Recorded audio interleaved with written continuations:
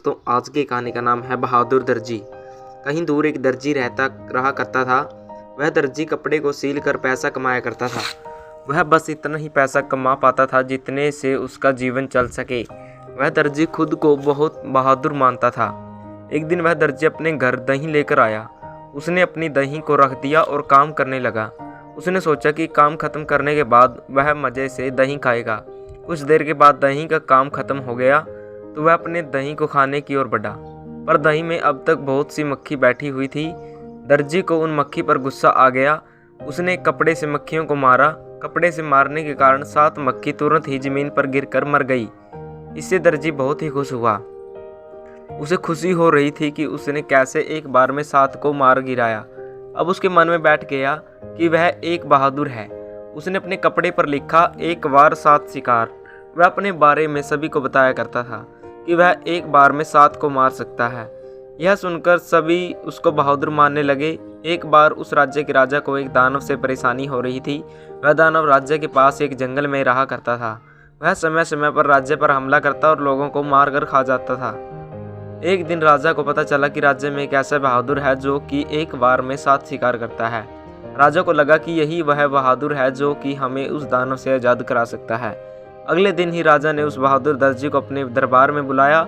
यह खबर सुनकर दर्जी रात भर सो न सका। उसे खुद पर बहुत ही गर्व हो रहा था। अगले दिन दर्जी दरबार में पहुंच गया। राजा ने अपनी सारी समस्या दर्जी से कह डाली। दर्जी ने कहा, आप चिंता न करें, उस दानव को मैं कुछ समय में ही हरा दूंगा। राजा ने दर्जी से कहा, तुम अपने साथ कुछ सैनिक और हाथियों को लेकर जाओ। दर्जी ने तुरंत ही मना कर दिया। उसने कहा, मैं अकेले ही उसे हरा दूंगा। दर्जी अगले दिन ही अपने साथ पनीर का टुकड़ा और चिड़िया लेकर चल दिया। वह दर्जी जब जंगल में पहुंचा तो उसके सामने वह दानव आ खड़ा हुआ। दर्जी ने कहा, मैं तुम्हें मारने आया हूं, आज मैं तुम्हें मार दूंगा। दानव ने कहा, तुम मुझे कैसे मार सकते हो? अगर तुम्हें विश्वास नहीं है तो मुकाबला करके देख लो। दानव ने एक बहुत बड़ा सा पत्थर उठाकर दूर फेंक दिया। दर्जी ने कहा, बस तुम इतना ही दूर फेंक पाए? यह कहते हुए दर्जी ने धीरे से अपने जेब में से चिड़िया को निकाला और ऊपर उछाल दिया।